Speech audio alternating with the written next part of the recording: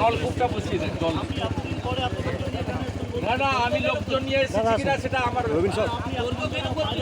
আপনাদের দায়িত্ব। গ্রাম পঞ্চায়েত থেকে এমপি আপনাদের, গ্রাম পঞ্চায়েত নলকূপটা বসান, গ্রামের লোক জল পায়নি। বড় বড় কথা বলছি। কাকদ্বীপে মৃত মৎস্যজীবী পরিবারের সঙ্গে দেখা করতে এলেন শুভেন্দু অধিকারী। শুভেন্দুকে আটকে ক্ষোভ এলাকাবাসীর। উল্লেখ্য, বিরোধী দলনেতা শুভেন্দু অধিকারী কয়েকদিন আগে ট্রলার ডুবিতে মৃত কানাই মাঝির বাড়িতে দেখা করতে আসেন। খবর পেয়ে এলাকার বেশ কিছু মানুষ রাস্তা আটকে দাঁড়ায় আর একটাই প্রশ্ন করে, এতদিন কোথায় ছিলে? এলাকায় উত্তেজনা চরমে ওঠে। শেষ পর্যন্ত পুলিশের তৎপরতায় শুভেন্দু অধিকারী এলাকা ছেড়ে চলে যায়। বুঝছেন, আমাদের পক্ষ থেকে কিছু সামান্য আর্থিক সাহায্য আছে, 1 লাখ টাকা করে আমরা দিয়েছি। আমরা তো সরকার নই, আমাদের যতটুকু পারা যায় আপনাদের পাশে থাকানো, ভগবানের কাছে প্রার্থনা করবো, ঈশ্বরের কাছে বিদেহী আত্মা শান্তি পাক, আর পরিবারের পাশে আমরা আছি। আর কিছু আপনাদের এই রিলিফ মেটেরিয়াল কিছু আছে, হ্যাঁ, কাপড় চোপড় তারপলিন কিছু আছে। আর ভবিষ্যতেও না আপনারা করুন, আমরা সবাই ভালো থাকুন, আর কিছু না। এই করতেই আমরা এসেছিলাম, আমাদের অন্য কোনো বক্তব্য নেই। আমরা পাশে থাকলাম এবং বাচ্চাদের পড়াশোনা যা যা বাচ্চা আছে এই 8 জনের, যদি রাজি থাকেন এই ভাইকে দায়িত্ব দিয়ে যাচ্ছি। কি নাম তোমার? মণ্ডল সম্পাদক। আচ্ছা, কী নাম তোমার?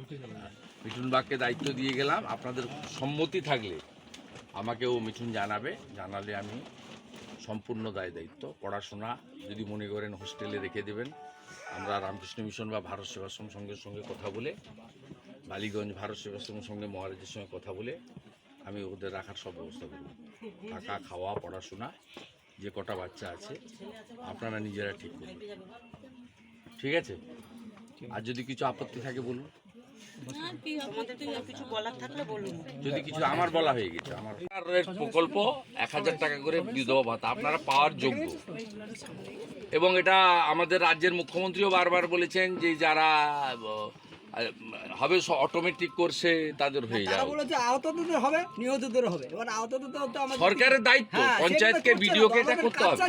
যদি না করেন আমরা আমাদের পক্ষ থেকে করব, সেটা সরকারি হবে না, বেসরকারি হবে, এবং আমরা করব। আমরা পাশে দাঁড়িয়েছি, আমরা সব জায়গায় রাজনীতি দেখি না। আমি অন্তত দেখি না, আমি আজকে কোথাও পার্টির লোককে জানাইনি, আমি ঝান্ডা দিইনি, স্লোগান দিইনি। এটা আমার কর্তব্য। আমি রাজ্যের বিরোধী দলনেতা, এই রাজ্যের যে কোনো পীড়িত মানুষের পাশে দাঁড়ানো আমার কর্তব্য। মগরাহাটে যখন পঞ্চায়েতে সিপিএম আইএসএফ এর ঘর লুটপাট হয়েছিল, সেখানেও এসে আমি ত্রাণ করে গেছি।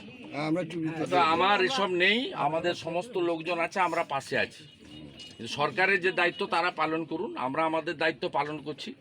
আপনারা যদি বেসরকারি কাজ করতে চান আমি দেখে দেবো, পুজোর পরে দেখে দেবো, এই সময় হবে না। আপনি তালিকা মিঠুন ভাইকে দেবেন। আর আপনারা 3 মাসের মধ্যে যদি বার্ধক্য বিধবা ভাতা চালু না হয়, আমরা অন্য ব্যবস্থা নেব, এটুকু আমি কথা দিয়ে গেলাম। আলোচনা করে তুমি বাড়িতে জানাবে। সবাই ভালো থাকবেন। ছেলে বললো আপনি রাজনীতি করতে এসেছেন। কয়েকজন ছেলে না, কিছুই বলেন। একজন ছেলে জানতে চেয়েছিল তৃণমূলের পঞ্চায়েতের হাজবেন্ড, আমি চিনি, ওর বউ এখানকার পঞ্চায়েত, ছাপ্পা মারা পঞ্চায়েত। আমি বলে দিয়েছি ভালো করে যে গ্রামে আগে নলকূপ বসায়, জল নেই। গ্রাম পঞ্চায়েত আপনার, পঞ্চায়েত সমিতি আপনার, জেলা পরিষদ আপনার, বিধানসভা আপনার, লোকসভা আপনার, সব আপনার। আপনারা কি কাণ্ড করেছেন? লোকের তোলা টাকা থেকে 3 লক্ষ টাকা দিয়ে গেছেন। সরকার কি করেছে এখন অবধি? 50 লক্ষ টাকা চেক দেওয়া উচিত বাড়ি প্রতি, তো সরকারের টাকা। প্রথম দিন থেকে ভারতীয় জনতা পার্টির এখানকার কর্মীরা সঙ্গে থেকেছে, দাহ করিয়েছে, পরিবারের পাশে থেকেছে। এবং আমি রাজ্যের বিরোধী দলনেতা, রাজনীতি করি না কোথাও। আমরা আমাদের দলের পক্ষ থেকে আজকে প্রত্যেকটা পরিবারকে 1 লক্ষ করে টাকা এবং কিছু, সামনে পুজো আছে, কিছু গার্মেন্টস বা কিছু রিলিফ মেটেরিয়াল দিয়ে গেলাম। গ্ল্যাডলি অ্যাকসেপ্ট করেছে, সবাই নিয়েছে।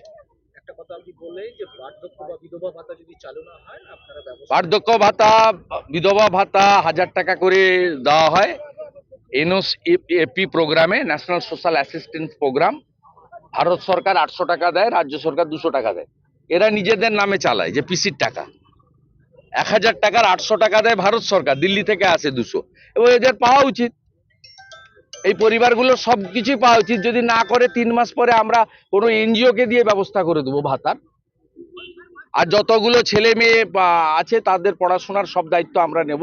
ভারত সেবাশ্রম সংঘকে বলবো দরকার হলে বালিগঞ্জে দিলীপ মহারাজকে রিকোয়েস্ট করবো সেখানে আবাসিকে রাখবে, তাদের জন্য যে মিনিমাম খরচ আছে আমরা আমাদের দলের পক্ষ থেকে বহন করব, সেটা বিরোধী দলনেতা দায়িত্ব নিয়েছে।